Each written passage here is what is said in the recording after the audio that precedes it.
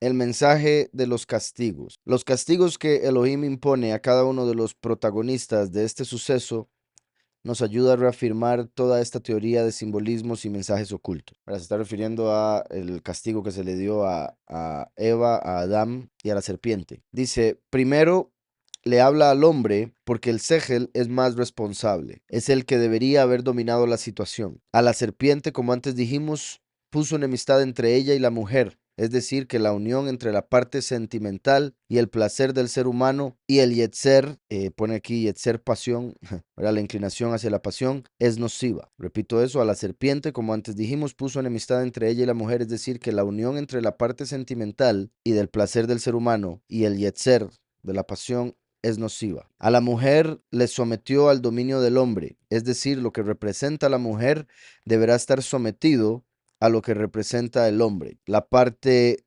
sigli o el intelecto, ¿verdad? Esa es la parte del hombre, entonces lo que representa a la mujer en sí, la parte sentimental debe ser sujeta al intelecto. Es una relación de sometimiento y no de convivencia. El intelecto debe subyugar al dimión. También le dio dolor en el parto y la menstruación, justamente lo contrario de lo que la mujer deseaba. Ella pretendía el placer, por ejemplo, el sexual, y deberá sufrir por él. Por eso estos sufrimientos que le otorgó están precisamente en ese lugar, tomando el placer sexual como el padre de todos los placeres. Repito eso, entonces también le dio el dolor en el parto y en la menstruación, ¿verdad? En ambas está involucrado las partes sexuales, claramente el embarazo viene a través de el dar a luz, la menstruación incluso, ¿verdad? Las razones por las que sucede.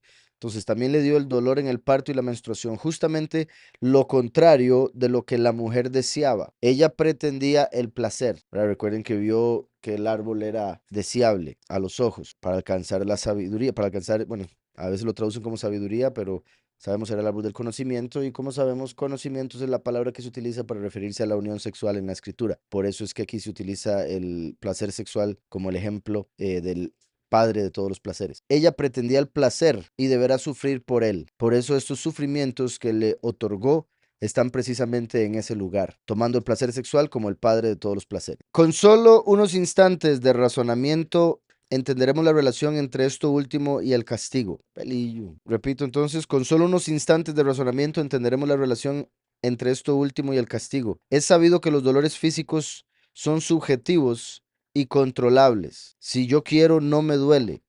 Si le presto atención, qué duro eso, ¿verdad? Porque no, pues no quiero y me duele bastante. Pero, ¿verdad? Hablando de cómo la mente tiene tanto control sobre eso, de fijo, usted lo ha visto mucho, ¿verdad? Cómo la mente tiene, puede tener control del dolor y al no prestarle atención, mientras que otras personas se enfocan tanto en el dolor que les duele demasiado. Entonces decía, es sabido que los dolores físicos son subjetivos y controlables. Si yo quiero, no me duele. Si le presto atención y pienso en él, me duele. Dice, hay chicos que se golpean duro y no lo sienten o lloran por un momento y luego siguen entretenidos con sus juegos. Qué curioso eso, ¿verdad? No sé, ustedes han visto, ¿verdad? Los niños así, bebés, se caen y si uno hace, uy, ¿verdad? Ah, se ponen a llorar, pero si uno no le da pelota, se levantan y siguen jugando como si nada. ¿Verdad? Lo más seguro sienten el dolor y dicen, esto debe ser normal, voy. Ah, pero si uno le pone tanta atención, se perdió.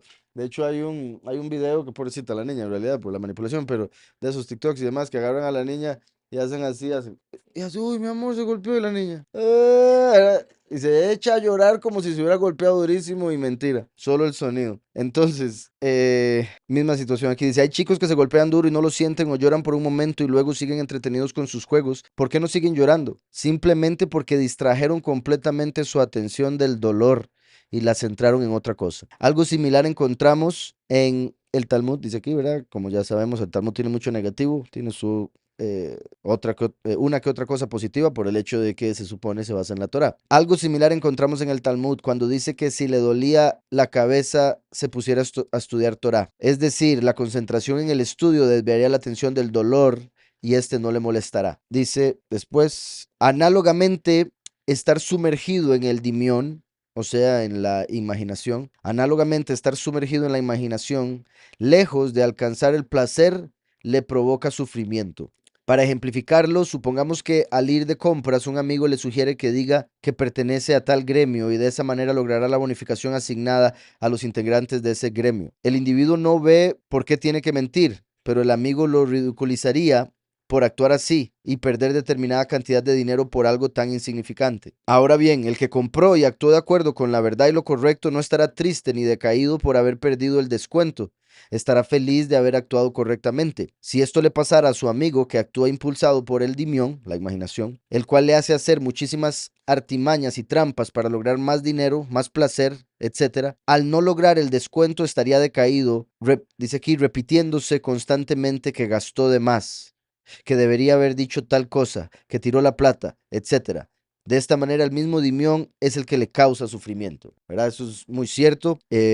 Y muchas veces se dan pruebas, yo creo, en este aspecto, ¿verdad? Con el dinero, como, o sea, un ejemplo así muy parecido. A lo que vemos acá se dan, creo yo, día a día. Y por eso les he dicho que no me gustan los negocios, ¿verdad? La gente tiende para poder vender, tiende a mentir, a inventar. El producto es el mejor que hay y todo invento posible. Y la persona que quiere comprar, pues normalmente también hace algo lo mismo, pero al contrario, ¿verdad? Le busca todo lo negativo. Entonces, cuando se lo están vendiendo es el peor producto, pero ya cuando lo compró, por algo lo compré, esto es lo mejor del mundo, ¿verdad? Entonces, como si uno hace lo correcto, si uno está enfocado o ha sujetado la imaginación al intelecto, que el intelecto se rige por lo que es verdadero. Entonces, si usted llega a algún lugar y le dicen, bueno, si usted es parte del club tal, le podemos hacer un descuento de 20%, pero si no es parte, entonces reconoce la verdad, dice, no, pues no soy parte, paga lo que tiene que pagar y después se alegra por el intelecto de no haber mentido, aunque haya tenido que pagar un poco más. Se siente tranquilo o libre de cualquier culpa que le pueda traer la conciencia. Mientras que la imaginación, por estar tan enfocada en placer, en esto y lo otro, va a estar enfocado también en descuentos, pensando que el tener más dinero o ahorrarse más dinero le va a traer más placer de alguna manera en el futuro. Entonces el estrés estaría después en que, uy, hubiera mentido, uy, hubiera dicho tal cosa, uy, hubiera conseguido el descuento. Ahí estaría la imaginación diciéndole, ay, más tonto, ¿por qué no hizo esto y esto y esto y le hubiera salido más barato? ¿Verdad? Por enfocarse en algo completamente diferente, estaría sufriendo por algo que el otro no está sufriendo porque tiene un enfoque diferente, ¿verdad? Está enfocado en la verdad y no en ahorrar dinero, por ejemplo. Y también es que si uno está enfocado en la verdad, entonces sabe, como está escrito, que Yahweh es el que enriquece, Yahweh es el que empobrece. Uno se puede ahorrar aquí un 50% en algo, pero puede salir y le puede pasar algo que le va a costar el 100% de lo que acaba de, ¿sí me explico? Le pueden robar algo. Son tantas cosas que pasan en la vida y ahí es donde uno tiene que entender muchas veces las rectificaciones pueden venir por medio de, ¿verdad?, enfermedad o pueden venir por medio de dinero. Enfermarse de algo o gastar o perder un poco de dinero en alguna cuestión, tener que arreglar algo del carro, tener que comprar algo para la casa, etcétera, etcétera. Y eso siempre va a suceder mientras estemos en este mundo, porque así es como es la cosa. Pero si uno tiene uno sabe que Yahweh que le da a uno todo, entonces si algo vale tal cosa, vale eso y uno lo da porque Yahweh sabe y le va a dar a uno lo que le vale. Y si después va a necesitar, Yahweh le va a dar. Pero si uno está enfocado en, no, ok, vale tanto, pero quiero pagar menos, lo más seguro el producto le va a durar menos, se le va a estropear antes, o lo que no gastó ahí, lo gasta después triple en algo que quizá no hubiera tenido que gastar si hubiera estado dispuesto a pagar lo que es, sabiendo que hay que confiar en Yahweh. Es Yahweh el que le va a dar todo, pero si uno piensa que es uno el que hace todo, uno va a estar contando cada centavo, ¿verdad? Va a estar contando cada moneda y no es que me cuesta mucho estar haciendo plata y no sé cuánto me piden, no, quiero bajarle, quiero bajarle. Y ahí es donde uno piensa que uno hace todo y está entonces sacando a Yahweh de la ecuación y eso también es un problema en la fe. Entonces, dice, ahora bien, el que compró y actuó de acuerdo con la verdad y lo correcto no estará triste ni decaído por haber perdido el descuento, estará feliz de haber actuado correctamente. Si esto le pasara a su amigo que actúa impulsado por el dimión, el cual le hace hacer muchísimas artimañas y trampas para lograr más dinero, más placer, etcétera, al no lograr el descuento estaría decaído repitiéndose constantemente que gastó de más, que debería haber dicho tal cosa, que tiró la plata, etcétera. Y eso nos pasa a todos porque todos tenemos imaginación. Entonces, claro, a uno les pasa más que a otros, ya sea por el control que tengan del intelecto o del dimión con el intelecto, o porque a veces uno tiene una debilidad, otro tiene otra debilidad, entonces no le afecta tanto, pero a algunos, pero bueno, pero en general creo que a todos en diferentes niveles, ¿verdad? Y ahí es donde uno tiene que, en vez de darle tanta atención a esos pensamientos, sí hubiera hecho eso, ¿verdad? Cuando le viene, hubiera hecho tal cosa, y uno, sí, ay, ¿por qué no hice eso? Y se va por esa línea, empieza a sufrir y a hacerse ideas, pero si uno dice, no, ¿para qué voy a pensar en eso? Ya lo pagué. Ya está, sigo para adelante, Yahweh me va a dar más, deja de sufrir y ahí tiene lo que sea que necesitaba, etc. Entonces, dice, lo mismo le dijo al hombre, por haber escuchado la voz de la mujer, por haber escuchado la voz de la mujer. Es decir, por haberse dejado llevar por lo que ella representa. Ahora iba a sufrir tal como dijimos más arriba.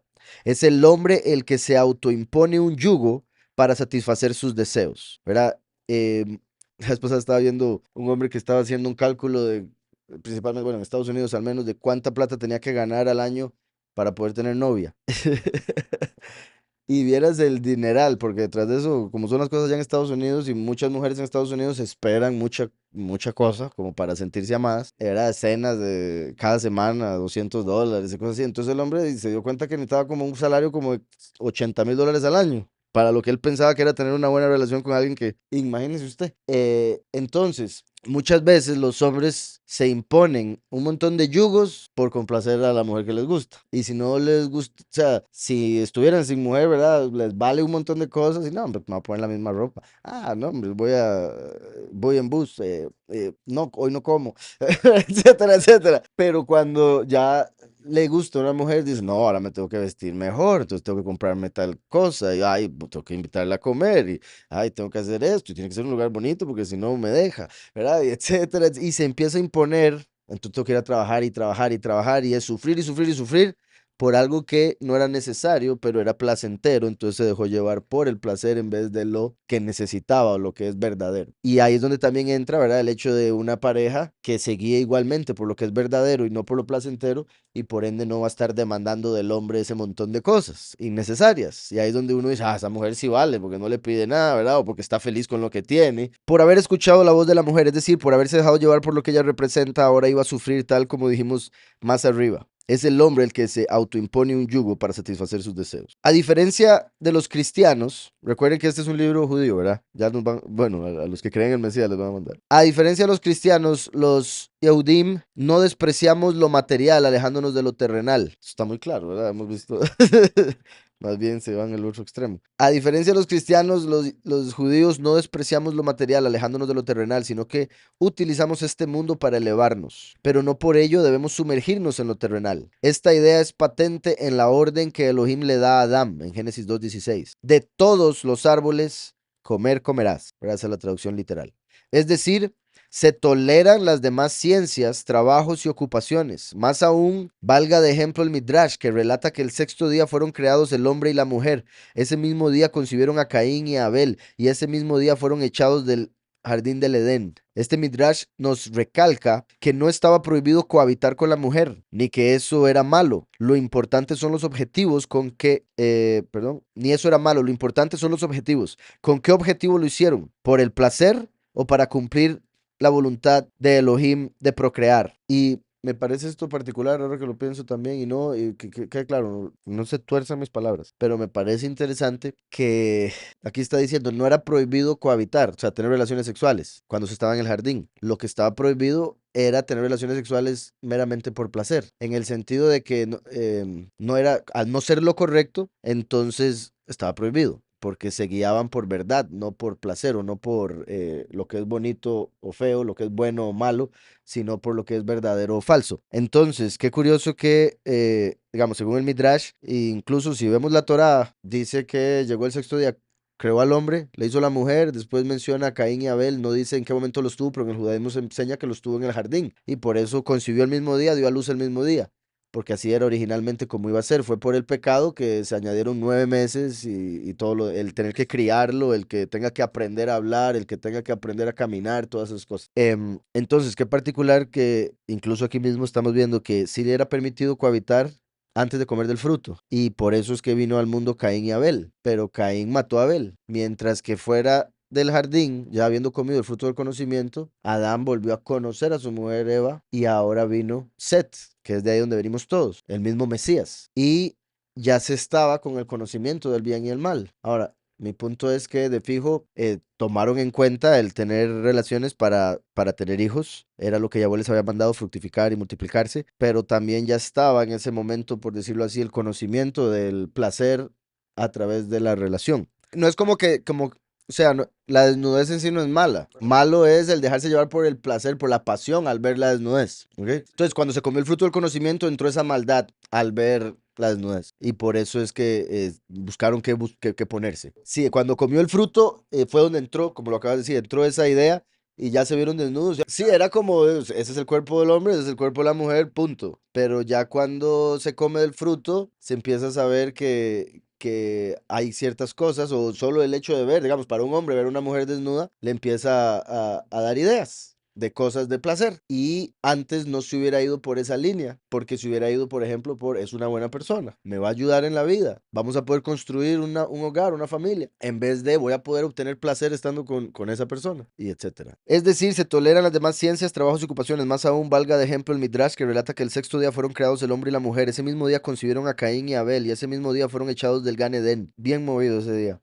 Este Midrash nos recalca que no estaba prohibido cohabitar con la mujer, ni que eso era malo. Lo importante son los objetivos. Y vean que también está diciendo ni que eso era malo, porque Yahweh cuando creó todo dijo que era bueno en gran manera y ya estaba incluida la relación sexual. A nosotros, y bueno, en el catolicismo y muchos se enseñó a verlo como algo malo ya, y mucha gente, hasta incluso casada, se siente mal haciéndolo por la idea que se metió en el cristianismo, sin entender que tiene un propósito, y si se conoce el propósito, entonces eso lo hace bueno, porque todo lo que tiene un propósito es bueno, y por eso Yahweh vio la creación y dijo que era buena en gran manera, porque iba a cumplir el propósito por el cual la creó. Pero cuando entró en nosotros el conocimiento del mal, entonces fue como que tomamos a la fuerza la autoridad para decir si algo es bueno o malo, incluso si es mentira, ¿verdad? Como para llamar a algo bueno, incluso si puede causar un mal, como el guiarse solo por el placer. Entonces, decía, este Midrash nos recalca que no estaba prohibido cohabitar con la mujer ni que eso era malo, lo importante son los objetivos. ¿Con qué objetivo lo hicieron? ¿Por el placer o para cumplir la voluntad de Elohim al procrear? No estamos diciendo que el fin justifica los medios. Nos estamos refiriendo en un caso en que los medios no son algo deplorable, tal como dijimos al principio. Si el hombre estaría todo el tiempo dedicándose a lo pasional, no tendría nada de malo, solo que se estaría rebajando al nivel de los animales y desperdiciando su potencial de imagen y semejanza. ¿Verdad? Entonces, no tendría nada de malo, por decirlo así, si fuera un animal.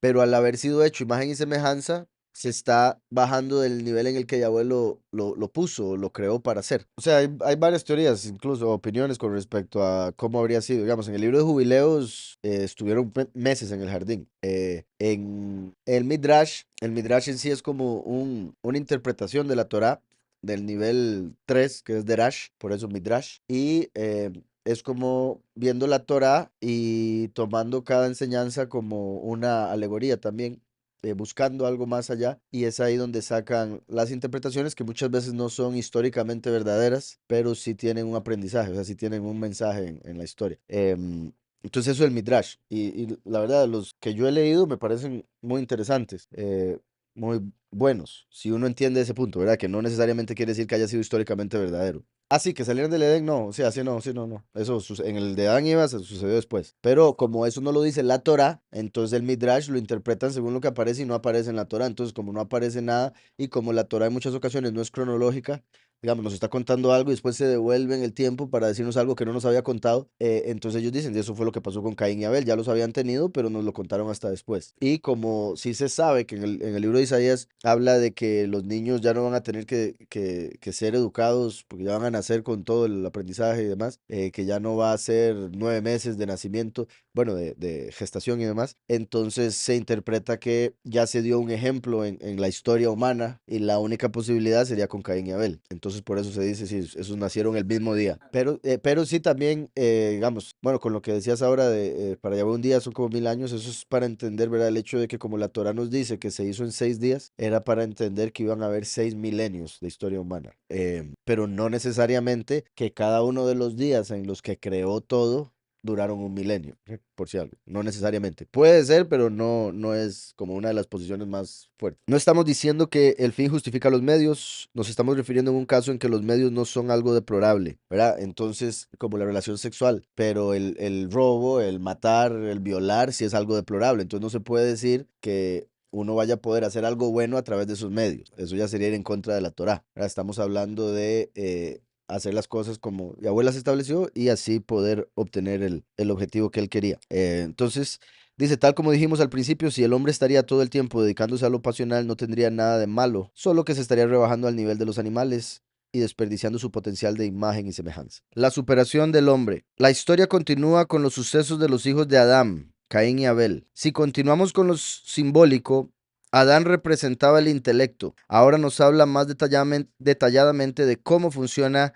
la psiquis, los hijos de la mente, ¿verdad? Entonces, si Adán es el intelecto, entonces Caín y Abel son los hijos de la mente o los hijos del intelecto, para saber cómo funciona la psiquis. Tal como afirman los sabios hebreos, Maimónides en Shemonah Perajim capítulo 2, y filósofos griegos, la facultad intelectual se divide en tres. La facultad intelectual se divide en tres. Uno, la que representa el intelecto práctico, es decir, armar cosas, planificar edificios, etc. Ese es el intelecto práctico, el que ayuda a armar cosas, a hacer planes. Número dos, el intelecto especulativo, es decir, el que se encarga de los cuestionamientos aritmético-lógicos. El intelecto especulativo, es decir, el que se encarga de los cuestionamientos aritmético-lógicos.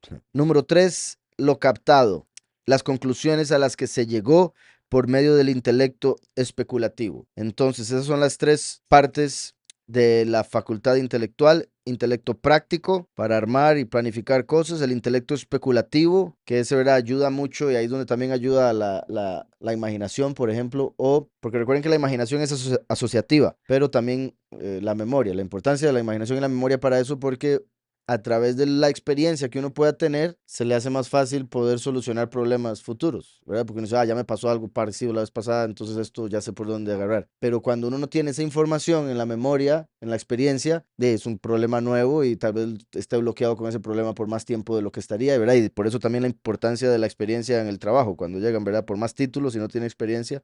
Entonces, el intelecto práctico, el hecho de armar cosas, planificar edificios, etcétera. El intelecto especulativo, ese nos va a ayudar a especular, ¿verdad? Aquí dice aritmético lógico, ¿verdad? Entonces, a través de la lógica o la matemática, ¿verdad? Poder llegar a descifrar el resultado de algo, ¿verdad? Esa persona está haciendo tal cosa, lo más seguro le va a pasar tal otra, porque ya uno sabe, ¿sí está claro? Entonces, lo captado, ya uno por, repito, la experiencia, lo especulativo y demás, llega a conclusiones. Dice, las conclusiones a las que llegó por medio del intelecto especulativo. Los dos primeros son innatos en el género humano. El tercero es producto de la utilización del segundo, o sea, se adquiere después. Lo captado, ese tiene que ver con el segundo y eso es algo que se obtiene después, similar a lo que acabo de decir, ¿verdad? De la experiencia. Uno no viene con la experiencia, eso se obtiene a través de la vida. Igualmente, esa facultad, esa parte de la facultad intelectual viene después a través de la facultad del intelecto especulativo. Ajá. Entonces dice, los dos primeros son innatos en el género humano, el tercero es producto de la utilización del segundo, o sea, se adquiere después. Caín representa, bueno, y por si algo eso quiere decir entonces, ¿verdad? Que, bueno, ya me adelanté, pero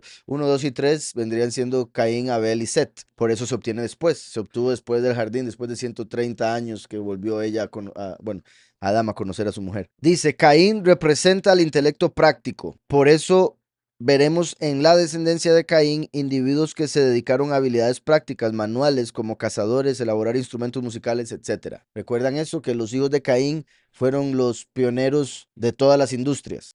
Em, ya lo leímos hace poco, ¿verdad? Y por eso, curiosamente, está conectado con el intelecto práctico, ya como dice aquí, para armar cosas, planificar edificios. ¿Qué fue lo que hizo Caín? Construyó una ciudad, le puso Enoc, fue el primero en construir ciudades, edificios, y sus hijos, repito, los pioneros de todas las industrias. Entonces, Caín representa el intelecto práctico y cuando se dejó llevar por la imaginación, terminó matando a Abel, porque para él era más práctico no tener que compartir el mundo con otro hombre. Era más práctico poder hacer lo que le daba la gana y que no hubiera nadie que le dijera pero, como en el sentido de, recuerdan que según el libro de Adán y Eva, él quería tomar la mujer de Abel. O sea, porque los iban a casar. Caín nació con una gemela, Abel nació con una gemela y los iban a casar, ¿verdad? En cruz. O sea, a la gemela que nació con Caín la iban a casar con Abel. Según el libro de Adán y Eva, Caín quería su propia gemela para sí mismo. Entonces, esa fue una de las razones por las que terminó matando a Abel. Otra opinión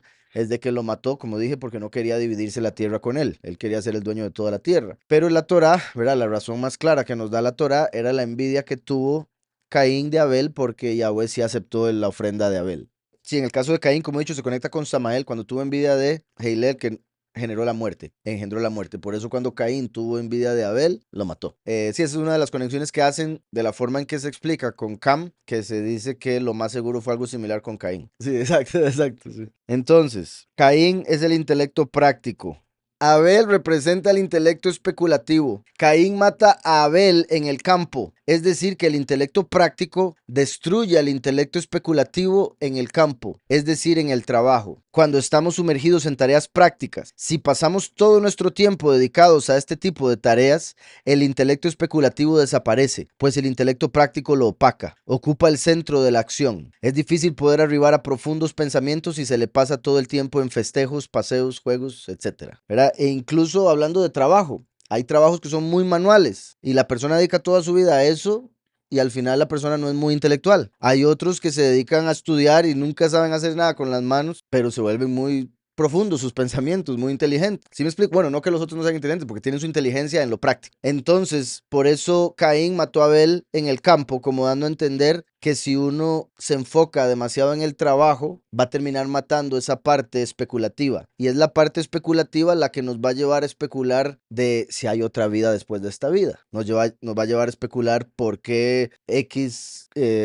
obra tiene tal consecuencia, y etcétera, ¿verdad? La especulativa nos va a ayudar a conocer lo espiritual a través de preguntas que nos hagamos y profundicemos, pero cuando uno está tan enfocado en hacer cosas para este mundo o manuales o prácticas, se va a empezar a morir esa parte, como Abel. ¿Está claro? Exacto, importantísimo. Ujú. Entonces hay que saber tener el balance y se podría decir, por eso es que Yahweh nos habla del Shabbat. En cierta forma sería como si usted toda la semana va a estar utilizando el intelecto práctico, acuérdese de al menos dejar un día para el intelecto especulativo. ¿Sí me explico? Y qué curioso que fue el intelecto especulativo, Abel, el que hizo la ofrenda que agradó a Yahweh. Cuando uno se pone a pensar en el por qué hace las cosas y hacer las cosas para conocer al Todopoderoso, eso le va a agradar a él. Pero cuando uno está tan enfocado en el mundo que, como Caín, lo que le llevó fue lo que le sobraba, porque él no estaba especulando acerca de la otra vida o acerca de un poderoso invisible y demás. Entonces, muy importante este punto. Abel representa el intelecto especulativo. Caín mata a Abel en el campo. Recuerdan qué curioso y qué poderoso cuando lo pensamos. Y voy a aprovechar, puesto que no tenemos mucho que leer hoy. En Génesis 37. Jacob habitó en la tienda donde había vivido su padre, en la tierra de Canaán. Esta es la historia de la familia de Jacob. Yosef tenía 17 años. Yosef. Voy a tratar de hacer como una bueno, asociar esta historia con esto que estamos viendo de Caín y Abel, porque había algo muy particular y era que todos los hermanos de Yosef, en este contexto, porque todos eran positivos y demás, pero en el contexto de lo que estoy tratando de explicar, por lo histórico, todos los hermanos de Yosef representarían la facultad del intelecto práctico, porque todos eran pastores y andaban o sembraban y cosas así, y Jacob había dejado a Yosef para el estudio, lo había separado de sus hermanos para que estudiara, como separar el Shabbat del resto de la semana. Separó a Yosef, hasta le dio una túnica de manga larga, que eso representaba que no hacía trabajos manuales, porque se dedicaba a estudiar para aprender sabiduría, porque sabía Jacob que él iba a llegar a ser un líder. Un gobernante. Entonces sus hermanos no lo querían mucho por eso, porque ellos iban y trabajaban y ahí se quedaba el hermanito estudiando, ¿verdad? Entonces había un tipo de celo y envidia, porque decían, ¿y este por qué no trabaja? Sí trabajaba, pero el intelecto especulativo, ellos el práctico. Entonces, curiosamente, la historia de Yosef empieza cuando él tenía 17 años. 17 es el valor numérico de Tov, que es bueno. Entonces vemos el intelecto especulativo como aquel que es bueno, o más bueno, por decirlo así, por aquello a lo que nos lleva. Entonces dice, Yosef tenía 17 años y apacentaba las ovejas con sus hermanos. El joven estaba con los hijos de Bilha y con los hijos de Silpa, mujer de su padre, e informaba a Yosef a su padre de la mala fama de ellos. Esto es algo muy particular y no lo estaba tomando en cuenta, pero se aplica perfectamente. Porque una de las razones por las que los hermanos estaban en contra de Yosef es porque Yosef veía a los hermanos hacer algo y él especulaba por qué lo estaban haciendo o qué era exactamente lo que estaban haciendo, ¿verdad? Entonces veía parte y decía, no, esta gente tal cosa. Entonces iba donde el papá y vea, papá, yo no sé, pero yo veía a esos dos ahora haciendo algo raro. A mí sí, exacto. Entonces lo veían como un informante, ¿verdad? Zapazo, como diríamos por acá. Y Israel amaba a Yosef más que a todos sus hijos. Por eso fue que lo separó. Porque lo había tenido en su vejez y le hizo una túnica de diversos colores. Diversos colores. También es curioso.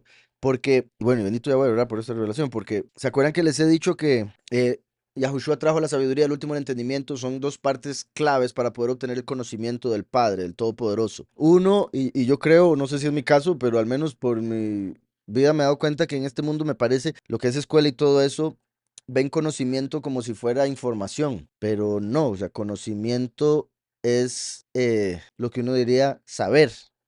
Pero saber etimológicamente está conectado con sabiduría, no con conocimiento. ¿Sí me explico? Y digamos, la fe es la certeza de lo que no se ve. Entonces es obtener ese conocimiento profundo incluso de algo que uno no ha visto. Por eso es que mi punto es que este mundo ve las cosas como usted obtiene información, eso es conocimiento. Y a través de ese conocimiento se va a ser inteligente o sabio. Pero no es así como funciona. Usted obtiene sabiduría a través del entendimiento, separa esa sabiduría que vino como un bloque de información de revelación, pero el entendimiento separa ese bloque en diferentes partes, ve cómo es que se conectan y dice, ah, ok, ya entiendo, ¿verdad? Como hacer em, esto en inversa, ¿cómo es que le llaman con la tecnología?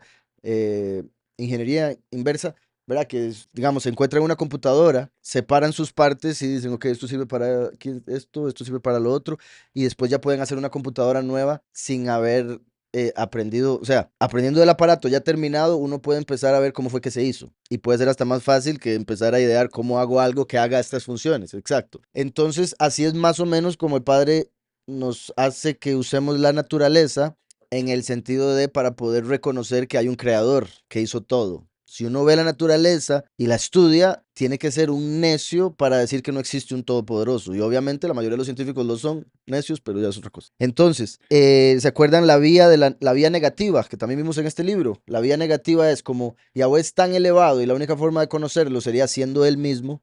Entonces la forma en la que uno empieza a conocerle es a través de aquello que no es él. Entonces, si usted ya sabe lo que él no es, sabe un poquito más de lo que él sí es. Entonces, como este mundo es temporal, sabemos que él no es temporal, entonces es eterno. Este mundo tiene espacio donde caben las cosas. Él no puede vivir en un espacio porque el espacio lo contendría a él y sería más grande que él. Entonces él es el que tiene el espacio en sí mismo. Y etcétera, etcétera, etcétera. Entonces, así como la luz representa la sabiduría, Yahushua dijo, yo soy la luz, ¿verdad? La luz se separa en 7 colores y eso representa el entendimiento. El separar el bloque de luz, de información, el bombillo que se encendió en los diferentes factores que lo componen para poder entender cuál era el mensaje. Entonces, la luz sería la sabiduría, el arco iris sería el entendimiento. ¿Estamos? Y recuerden que hace poquito leímos en Génesis acerca de cómo Yahweh dio el arco iris como la señal del pacto que hizo Yahweh con la humanidad de que no volvería a destruir la tierra con un diluvio.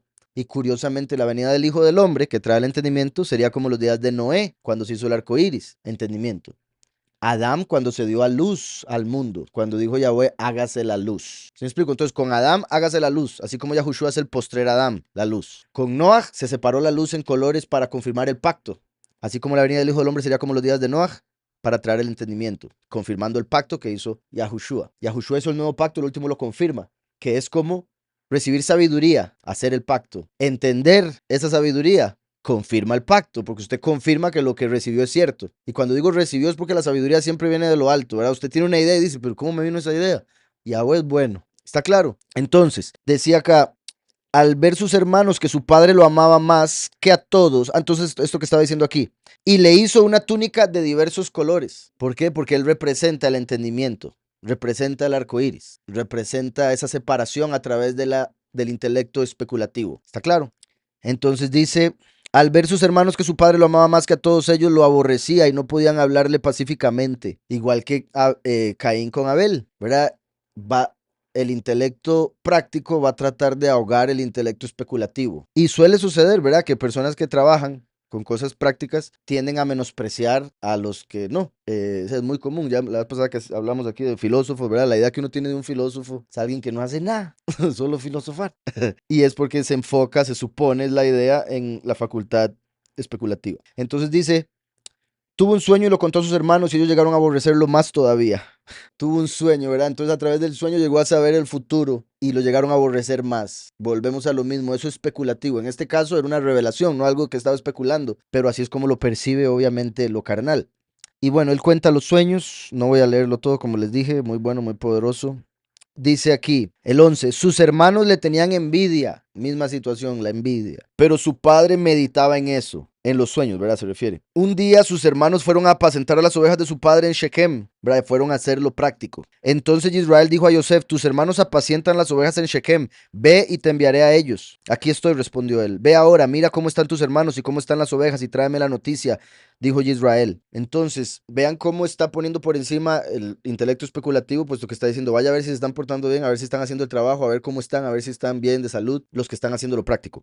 Lo envió pues desde el valle de Hebrón y Yosef llegó a Shechem, lo halló un hombre andando él errante por el campo, que fue donde Caín mató a Abel. Entonces vemos ahora cómo cuando Yosef llega al campo, sus hermanos lo agarran y lo quieren matar. Una vez más, el intelecto práctico matando el intelecto especulativo. Como al final decidieron no matarlo por voluntad de Yahweh, lo que hicieron fue venderlo como esclavo. Entonces quisieron esclavizar el intelecto especulativo. Y en ese caso, exacto, sería, ¿verdad? Como con la apostasía. Enseñando mentira, la gente utiliza el intelecto especulativo para enfocarlo en algo que es falso y por ende va a nada. Como creer en la evolución, creer y especular de que venimos del mono, especular que hay millones de galaxias. Eso es la especulativa, pero basada en falsedad, por ende como esclavizando a Yosef. Decía acá, lo halló un hombre andando él errante por el campo y aquel hombre le preguntó, ¿qué buscas? ¿Qué especulas?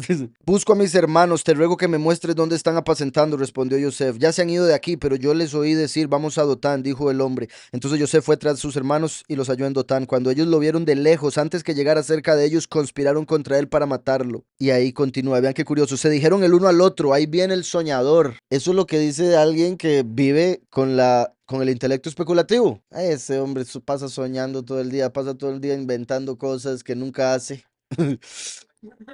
Sí, solo sueños, solo inventos, solo ambición, ¿verdad? Ahí viene el soñador. Ahora pues, venid, matémoslo y echémoslo en una cisterna y diremos, alguna mala bestia lo devoró. Veremos entonces qué será de sus sueños. Y ahí continúa. Pero ven qué particular y cómo se conecta tanto, a pesar de ser las tribus y ser hombres positivos. Pero cuando vemos que ellos eran más prácticos y él más especulativo, vemos la misma situación entre Caín y Abel. Cuando llegó al campo se desarmó todo. Entonces, dice Abel representa el intelecto especulativo. Caín mata a Abel en el campo, es decir, que el intelecto práctico destruye al intelecto especulativo en el campo, es decir, en el trabajo. Todo el mundo, por eso es que no trabajo. No quiero matar al especulativo. Dice, cuando estamos sumergidos en tareas prácticas, si pasamos todo nuestro tiempo dedicándonos a este tipo de tareas, el intelecto especulativo desaparece, pues el intelecto práctico lo opaca, ocupa el centro de la acción. Es difícil poder arribar a profundos pensamientos si se la pasa todo el tiempo en festejos, paseos, juegos, etcétera. Que es también parte de las razones por las que Shlomo dice que es mejor ir al lugar del funeral, de la vela, que ir al nacimiento de alguien o a un festejo en sí, en general, ¿verdad? Porque en el festejo la gente está pensando en nada, o ebria, o viendo a ver cómo hace para reír más de tonteras. A veces es bonito reír de tonteras, pero se enfoca tanto en eso, mientras que cuando se está en el funeral o en la vela, todo el mundo está pensando en lo mismo, que ese es el fin que le va a tocar a todos. ¿Y a dónde voy a ir? ¿Y cuándo me va a tocar? Y a mis seres amados. Y uno empieza ahí. Pero está analizando cosas que también, como acabo de decir, son especulaciones. Es con la facultad especulativa, pero eso le va a ayudar a uno a decir, mejor me porto mejor, voy a ser mejor persona. Vea cómo acaban de hablar de este, yo no quiero que hablen así, ¿verdad? No, y que todo muerto es bueno. Sí, ¿verdad? El decir, bueno, sí, todo lo que lleva a la reflexión, el ver a una persona que pasó de este mundo, el decir, cuando alguien llega y empieza a hablar de la persona que murió y dice, yo siempre quise decirle que la amaba, pero nunca lo hice. Entonces ahí uno también agarra, ¿verdad? Para el saco de uno y dice, bueno, voy a decirle a las personas que amo que las amo, porque hay mucha gente que no lo hace y después se arrepienten. Y no me puedo imaginar lo triste que puede ser eso. Entonces, dice, por último, la escritura nos relata que Adán, después de un tiempo de haber engendrado a Caín y Abel, engendra un tercer hijo, es decir, Set, que representa a las verdades captadas, ¿verdad? Entonces una cosa es lo práctico, especulativo, lo captado, que como dije es como sabiduría, entendimiento, conocimiento. Es decir, Set, que representa las verdades captadas. Mientras que los dos primeros fueron engendrados juntos, el tercero viene luego de algún tiempo. Pues como dijimos, lo que él representa no es innato, sino que se adquiere con el tiempo y el uso de la facultad especulativa y racional. Nótese que sobre este último hijo de Adán nos relatan las escrituras, Génesis 5:3, que engendró un hijo a su imagen y semejanza. Entonces, si Adán es la mente, es el intelecto, quiere decir que la facultad de las verdades captadas, que era, ¿verdad? Llamado, bueno, sí, lo captado nada más. La facultad de las verdades captadas viene siendo como una imagen y semejanza de la mente misma. Entonces, el llegar a ese punto, como decía ahora, a través de la experiencia y demás, es como adquirir otra mente, ¿verdad? Y dos cabezas piensan mejor que una, dice. Y por eso es que la experiencia lo va a ayudar a ver las cosas desde dos puntos de vista diferentes que antes no tendría solo uno. ¿Sí me explico? Otra perspectiva. Repito aquí, nótese que sobre este último hijo de Adán nos relatan las escrituras que engendró un hijo a su imagen y semejanza, mientras que en los dos primeros no dice a su imagen y semejanza. Pues Set es el que representa el Emet, la verdad. Es lo que nos asemeja a Elohim. Repito, pues Set es el que representa la verdad y es lo que nos asemeja a Elohim. Yo diría Yahweh. Es que aquí dice, obviamente, el título errado. ¿Por qué diría Yahweh? Porque recuerden que cuando Yahweh hizo la creación era, en el principio creó Elohim, los cielos y la tierra, etcétera, etcétera. Después aparece Yahweh Elohim. Y vemos que Yahweh está conectado con el árbol de vida, que ese es el de las verdades. Y Elohim está conectado con el árbol del conocimiento. Por eso si comíamos del árbol del conocimiento nos haríamos como Elohim. Y cuando comimos del árbol del conocimiento, Elohim dijo, se ha vuelto como uno de nosotros. Entonces, en realidad, ¿verdad? Repito, al ser Set la representación de la verdad, entonces sería lo que nos asemeja a Yahweh. Por eso Set era imagen y semejanza de Adán. Pues Set es el que representa la verdad y es lo que nos asemeja a Yahweh. Lo único que trasciende y perdura del ser humano. Lo único que trasciende y perdura del ser humano, la superación del hombre. Así veremos que los descendientes de Set serán individuos más espirituales. Entonces, por lo que representa Set, se ve que la descendencia de Set es la que era más espiritual de los que vinieron antes. Es indudable que el objetivo es poder llegar a ser como Set, la imagen y semejanza, lograr alcanzar, captar por medio del intelecto las verdades supremas. No obstante, para lograrlo debemos utilizar el intelecto especulativo y como fruto de una buena utilización de él, iremos formando y percibiendo la verdad, ¿verdad? Y por eso la conexión, repito, sabiduría, entendimiento, conocimiento. Con conocimiento es conocer la verdad y la verdad os hará libres. Entonces, por eso Yahushua dice, yo soy el camino al Padre, porque cuando tenemos conocimiento también, como siempre digo, uno de los versos que me parecen tan poderosos que Yahweh dice que en el otro mundo, la otra realidad que vamos a experimentar, el conocimiento de Yahweh va a cubrir la tierra, como hoy en día el agua cubre el mar. Entonces, va a ser exageradamente hermoso y poderoso el que todo el conocimiento vaya a llenar la tierra, que hoy en día de conocimiento del Padre se encuentra casi que completamente vacía, desordenado y vacío, como en el principio de la creación. ¿Recuerdan? Tohu babohu. Así está la tierra, pero Yahweh la va a llenar de su conocimiento, del conocimiento de él. Entonces, imagen y semejanza, sabiduría y entendimiento, para poder llegar a obtener el conocimiento de la verdad, ¿verdad? Examinadlo todo, tomad lo bueno, desechad lo malo. ¿Cómo vamos a poder hacer eso? Teniendo la verdad, porque si no, uno va a desechar de acuerdo a su propia opinión, de acuerdo a lo que se sintió bonito o lo que se sintió feo. Uy, leí esto y me molestó, entonces no lo quiero. Leí esto otro y vea cómo me gustó. Eso es cierto. No, si algo es cierto, aunque no le guste, es cierto. Aunque se sienta feo, es cierto. Entonces, examinarlo todo, tomar lo bueno de acuerdo a la verdad y rechazar lo malo de acuerdo a la verdad. O sea, solo con Yahushua HaMashiach como el camino, como la verdad misma, es que vamos a poder hacer eso que dice ese verso. Porque si no, repito, uno va a terminar escogiendo qué es lo que es bueno, de acuerdo a lo que siente y no de acuerdo a lo que es. Decía, no obstante, para lograrlo debemos utilizar el intelecto especulativo y como fruto de una buena utilización de él iremos formando y percibiendo la verdad. Para ello es importante que sepamos que el sumergirnos, qué curioso, porque entonces también se podría decir que Caín y Abel en cierta manera se pueden ver como el conocimiento del mal y el bien. Caín el mal, Abel el bueno, porque era el justo, nunca cometió pecado, no aparece escrito ningún pecado de él. Y después viene Set como si fuera el árbol de la vida en el sentido de la verdad. ¿Verdad? Caín y Abel como conocimiento de bueno y malo. Abel hizo una buena ofrenda. Caín hizo una mala acción y después viene Sed a representar la verdad, lo captado. Para ello es importante que sepamos que el sumergirnos en el mundo del dimión nos aleja del Segel, que es nuestra calidad de humanos. Pero aún guiándonos por el Segel, también debemos tener precaución de no dejar que el intelecto práctico mate o no permita operar al intelecto especulativo, que es por el cual podemos acceder a las verdades supremas. Entonces vean, ¿verdad? equilibrio que hay que tener, porque es como controle su dimión con su intelecto, pero no deje que su intelecto, por lo práctico, mate el intelecto especulativo, porque entonces no va a alcanzar nunca esas verdades captadas, que es esa otra facultad del intelecto tercera que necesitamos. El hijo de Set, es decir, el fruto de lo que él representa, se lo llamó Enosh, que quiere decir humano, y enseguida agrega, As Ujal Likro Beshem Yahweh.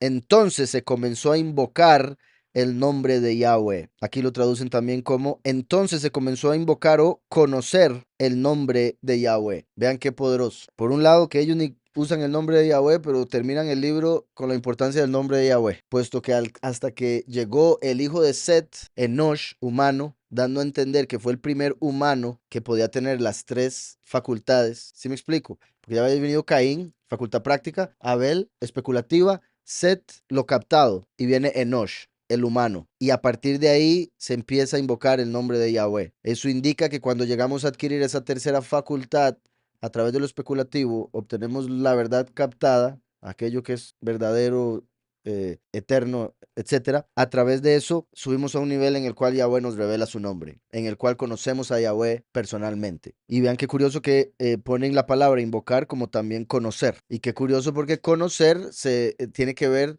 en lo bíblico con relación sexual, ¿verdad? También, intimidad, exacto. Y se acuerdan que siempre les he dicho que el ir a orar e invocar su nombre representa la intimidad de la mujer con su hombre. Y por eso el invocar otro nombre sería una falta de respeto inmensa en un momento tan íntimo. Entonces, qué curioso que aquí ponen invocar y conocer como si fuera lo mismo. Estamos. Entonces, uno invoca a aquel que conoce. Y ese es el problema, que la mayoría de la gente en el mundo están invocando a alguien que no conocen. Como Yahushua le dijo a la samaritana, ustedes adoran lo que no saben, nosotros sabemos lo que adoramos. Entonces dice, el hijo de Set, es decir, el fruto de lo que él representa, se lo llamó Enosh, que quiere decir humano. Y enseguida agrega, entonces se comenzó a invocar, conocer el nombre de Yahweh. Es decir, una vez que se posee y adquiere esa cualidad que representa Set, entonces se puede conocer a Yahweh. Vean qué perfecto. Si queremos conocer a Yahweh verdaderamente, debemos obtener esa tercera facultad del intelecto que viene a través de la experiencia de la vida, haciendo uso de la facultad especulativa. ¿Está claro? Muy importante mantenerlo en mente y acordarse para no ahogar esa facultad. Más que todo, ¿verdad? Por el hecho de que vemos tres personas, tres facultades, y como dije, que se conectan con sabiduría, entendimiento y conocimiento también. Qué curioso que Yahweh enviaría a tres personas, ¿verdad? Elías, el Mesías y el profeta como Moshe, básicamente en ese orden. Qué curioso que Juan el Bautista, que era Elías, recuerdan que les he dicho que representa a Heilel y por ende se conectaría con el intelecto práctico. Por eso fue él el que preparó el camino, ¿verdad? El práctico era el que construye cosas, ¿verdad? Preparó el camino, preparó calzada para que viniera el soberano. Ajá, buen punto, ¿verdad? Que Caín trabajaba la tierra. Y aunque Juan el Bautista, eso era metafórico, estaba preparando el camino o la tierra para que llegara Mashiach. Después vino Mashiach, representado por Abel, que entonces con la facultad del intelecto especulativo, todo el mundo especulando si él era el Mesías o no. Y después, en el fin de los tiempos, vendría el último a cerrar como Set y como lo captado. Qué curioso que el último es descendiente de Yosef. ¿Y qué significa Yosef? Él añadirá, como Yahweh añade otra facultad después de las primeras dos con las que nacemos, se añade la facultad de lo captado. ¿Sí me explico? Así como el último sería uno añadido. Y la única forma de que el último pueda venir es a través de Yahushua, la facultad especulativa, no a través de la práctica, no a través de Juan el Bautista. ¿Sí me explico? No por lo que hizo Juan el Bautista, sino por lo que hizo Yahushua es que puede venir el último a cumplir su misión, como lo captado. Que el más pequeño en el reino de Yahweh sería mayor que Juan el Bautista, que fue el más grande de esta realidad, de los nacidos de carne. Eso muestra entonces cómo cualquier, o sea, esa facultad de lo captado nos va a llevar a niveles mucho más elevados de lo que la facultad práctica puede hacer. Entonces, vuelvo a leer esto para ver si recuerdo esa otra. El hijo de Set, es decir, el fruto de lo que él representa, se le llamó Enosh, que quiere decir humano. Y enseguida agrega, entonces se comenzó a invocar o a conocer el nombre de Yahweh. Es decir, una vez que se posee y adquiere esa cualidad que representa Set, entonces se puede conocer a Yahweh. Y también qué curioso porque Set significa sustituto. Entonces esa facultad de lo captado se puede decir que llega a sustituir. Una vez que ya se captó la verdad, sustituye lo especulativo porque ya no se está especulando, ya se sabe. ¿Está claro? Y, bendito Yahweh, me acordé. ¿Se acuerdan de Job? Que Job, después de todo lo que pasó, primero que todo se llamaba trabajo. Eso en inglés. La facultad práctica. Obviamente Job en inglés, ¿no? En realidad en hebreo se llamaba odiado. Job, odiado. Todo el mundo odia el trabajo, es lo mismo. Entonces, Job llega a decir al final de la historia, de oídas te había oído, pero ahora mis ojos te ven. Y se puede entender a Job como la facultad práctica a través de la prueba que pasó, tuvo que utilizar la facultad especulativa y una vez que Yahweh le responde, obtiene la captada. Entonces pasó de a oídas te había oído lo que me contaban mis amigos, lo que yo pensaba, lo que decía el pastor. Ahora mis ojos te ven a través de la experiencia, ya capté una verdad más elevada de la que había conocido antes. Y qué curioso que llegó a captar esa verdad por medio del sufrimiento, ¿verdad? Y digo curioso porque muchas veces sucede así. Entonces, cuando se está pasando por sufrimiento, hay que estar atento para aprender lo que Yahweh quiere que aprendamos a través del sufrimiento en vez de solo sufrir y ya.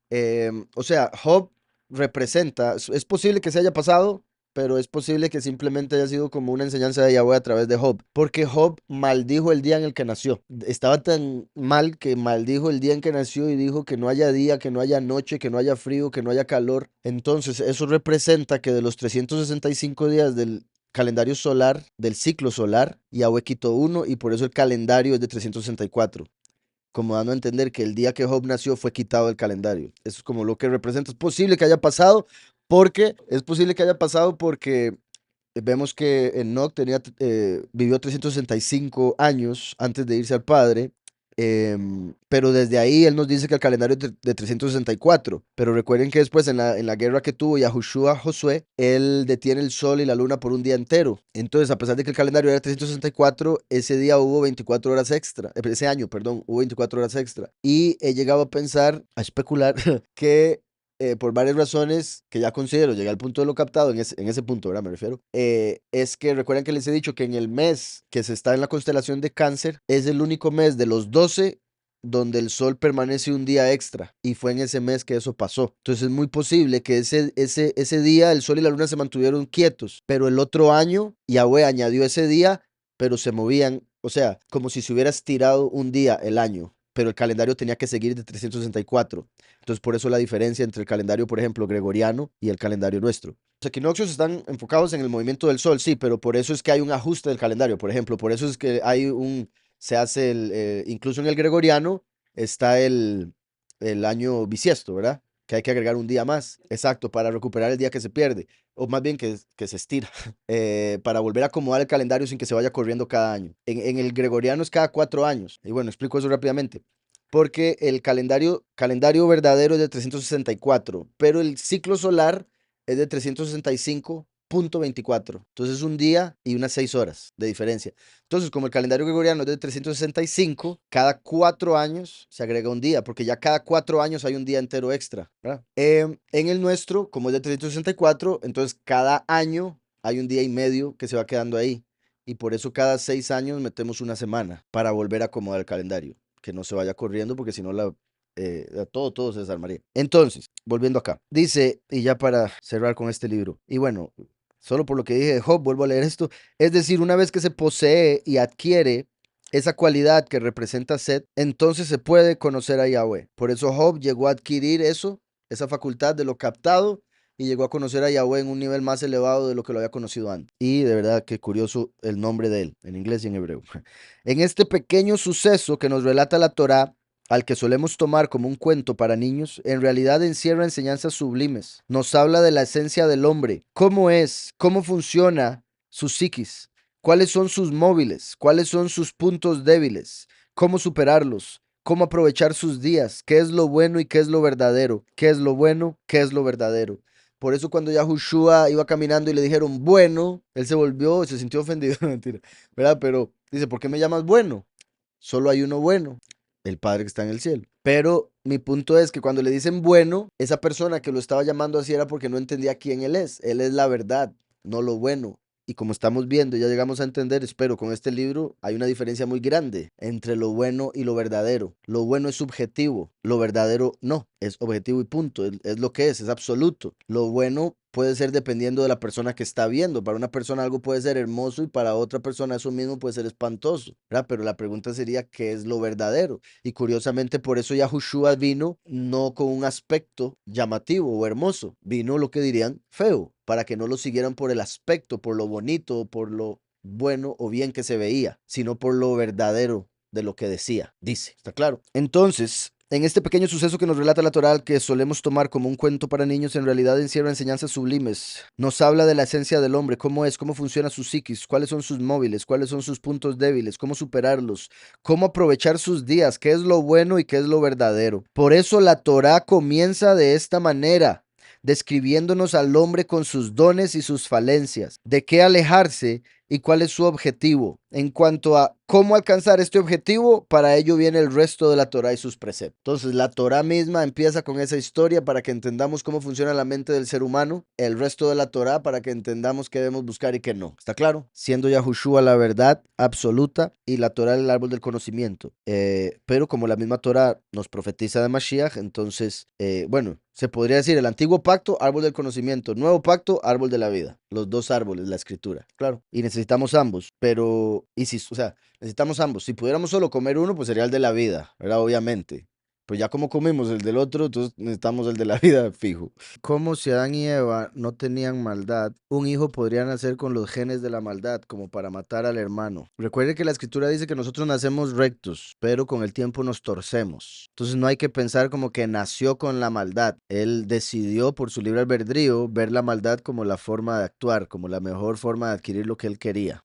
Entonces dice, si Adán y Eva no tenían maldad, un hijo podría... Ahora bien, también, ¿verdad? Una vez que Adán y Eva comen del fruto, ya la maldad está en ellos y en todos nosotros que venimos de ellos, en el sentido de que eventualmente vamos a conocer el mal, ¿verdad? Porque uno nace bien, pero uno, digamos, como lo que decíamos ahora que dijo la hermana, ¿verdad? Los niños no se avergüenzan de estar desnudos.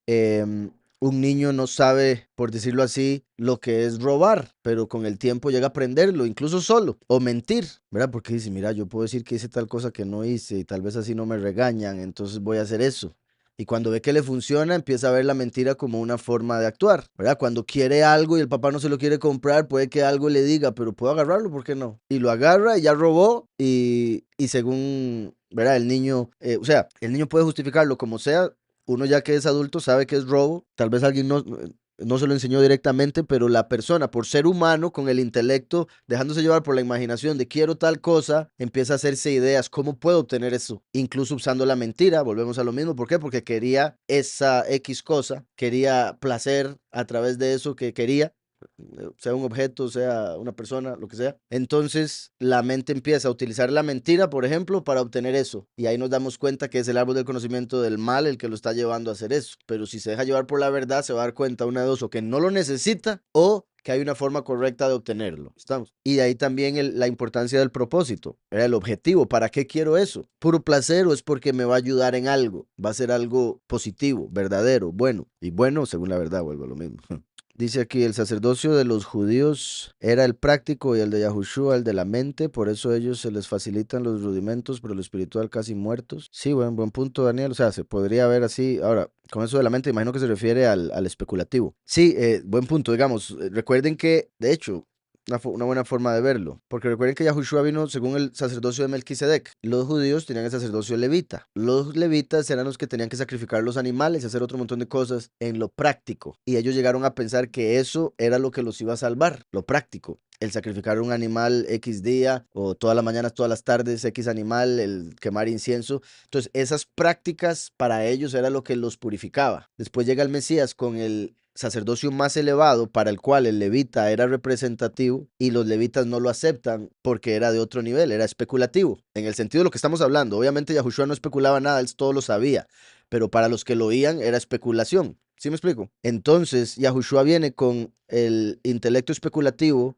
a presentárselo a los del intelecto práctico, o sea, los levitas, y lo que hacen es odiarlo en el campo, ¿verdad? En el sentido de, porque uno también habla de campo, no solo como tierra, espacio, sino también como en una, digamos, si dos personas se dedican a lo mismo, ¿verdad? Un campo intelectual ahí en el que hablan de lo mismo. Exacto. Entonces Yahushua llega donde otros sacerdotes, ahí están en el campo. Él les dice lo especulativo, ellos lo odiaron, lo envidiaron y lo mataron, como Caín a Abel. Y por eso Yahushua, de hecho, en Juan les dice que ellos son hijos de Caín, no de Abraham. Hijos de Caín, o sea, hijos del intelecto práctico. ¿Está claro? Entonces Yahushua viene con el sacerdocio que representa el intelecto especulativo, que sería el de Melquisedec. Y a través de aceptar a Yahushua, el verdadero sacerdocio, se puede llegar a obtener la corona, que es una algo que va encima de la cabeza, como sería ahora el intelecto de lo captado. Captar que Yahweh es rey, que Yahweh es soberano, que Yahweh todo lo hizo, que Yahweh es el creador. ¿Sí me explico? Entonces vean qué poderoso eso, viéndolo así, sacerdocio levita, facultad práctica del intelecto, sacerdocio de Melquisedec, el especulativo, y a través del sacerdocio de Melquisedec, Yahushua se puede obtener la corona, llegar a ser rey, lo captado.